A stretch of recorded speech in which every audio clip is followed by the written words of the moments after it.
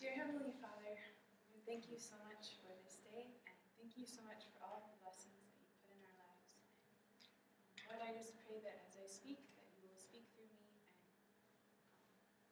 help each person to hear the message that they need today. Lord, in your name. Amen. It all started one chilly Monday morning. As my class chattered around me, I stared out the window at the gray, chilly day. It was the middle of winter at Fountain View, my junior year, and I was in socials class, and my teacher interrupted my gloomy thoughts by calling the class to attention. Normally we had a short worship, and then we would sing a couple songs. But today, he said, we're going to do something different. I want you all to take out a piece of paper and write down 3 things you are thankful for. So we all took out a piece of paper, and me, being the overzealous student that I was, wrote down 10 things I was thankful for. And it was amazing how much I could be thankful for even on that day that was so depressing in itself. And so the next thing he had us do was turn to our neighbor and tell them what we were thankful for. And that was also something that helped me because I was able to say it out loud and it was really internalized in my head. And this was something new to my whole class. We hadn't ever done this before. Saying what we were thankful for was not something that we were accustomed to doing. And a lot of times it was easy to have not the greatest attitude. When you're at a boarding academy, there's always things to complain about. Anyways, so it was very good for us to think of what we were thankful for. And we kept doing this throughout the rest of the year and then all the way into my senior year. And I noticed a big change in my own perspective on life there at school. And I saw how a lot of the time I didn't have 10 things to write down. Sometimes I couldn't even find 3 things that were different from what I wrote the day before. But I knew that God was bringing these blessings into my life. And sometimes, you know, like when the washer would quit or we would have a bunch of homework, you know, I would be so thankful that that day I didn't have homework or that I was able to get this done. And by trials, I saw how many blessings were actually in my life that I hadn't seen before. And there's a verse I read the other day in my devotions in Colossians 3, verse 15. And it says, "And let the peace of God rule in your hearts, to the which also ye are called in one body, and be thankful." And I don't think it's a coincidence that the peace of God ruling in our hearts and being thankful are in the same verse. Because when we're thankful and dwelling on the positive, we have a lot more peace in our lives. And there's many verses in the Bible dedicated to this. There's a whole entire chapter in the Psalms, like dozens of chapters. And I think it's a very important topic. There's a movie that you guys might have seen. It's a really old movie called Pollyanna. And in this movie, this girl comes to this town. And they're all kind of old and set in their ways, and they're really down on life, and there's these feuds and different things going on. And she comes in, and she's just like this bright ray of sunshine. She's like, why don't you guys talk about the happy things in life? Like, why don't we think about the happier things? And she brings this whole change about in this whole town. And the preacher starts preaching on like happier topics instead of hammering things at them every week of what they're doing wrong.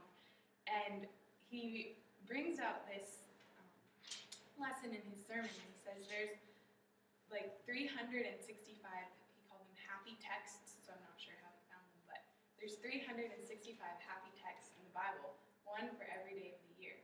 And so I think God really wants us to be thankful and happy for all the things that we have in our lives. And a quote that came to mind for me is from Help in Daily Living, also in Ministry of Healing. And it says, "The very act of looking for evil in others develops evil in those who look." And I think that the reverse is also true. When we look for the good in others, the good in the things around us, then we will have more good in ourselves.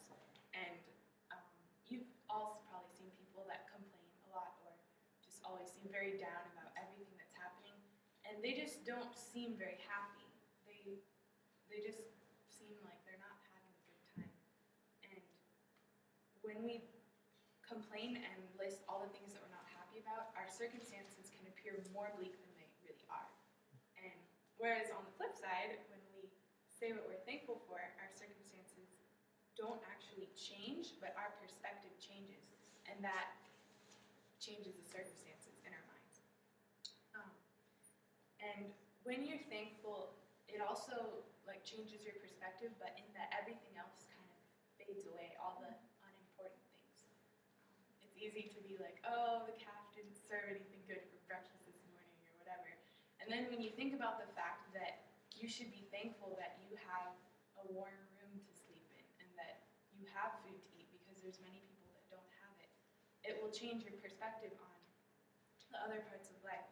And there's a study done by this guy at Berkeley, and he has studied being thankful for the past 11 years. And so he's done a lot of studying on it. And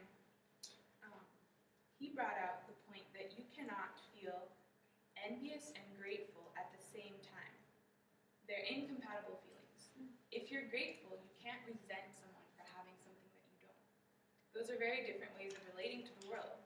And research I've done has suggested that people who have high levels of gratitude have low levels of resentment and envy. So it's not only just, a psychological thing, but it's proven through studies that when you're being thankful, you're actually having less negative emotions in your mind. And being thankful is also something that has been shown to help cure depression. Not necessarily cure very severe cases, but it can prevent the risk for relapse or increase their compliance with their treatments. And studies have shown measurable effects on multiple body and brain systems. And here we go, it's a really long list.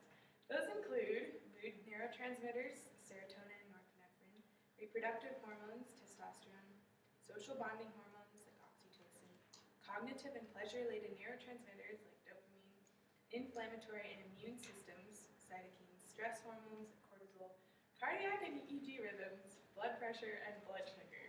So basically, being thankful affects everything, all parts of your body. And it's just something that makes your whole body feel happier, not only just your mindset. And there's a few things that make being thankful a little bit harder.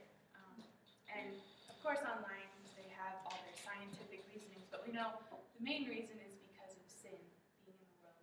And we have an inherently sinful nature, and we want to look at the bad things in life. And there was another coach, certified coach of positive psychology, who said that when her clients ask her why these gratitude exercises work, she lets them know that humans have something called a negativity bias. This really hit me. Where bad stuff in our life outweighs the good by a measure of about 3 to 1. 3 to 1.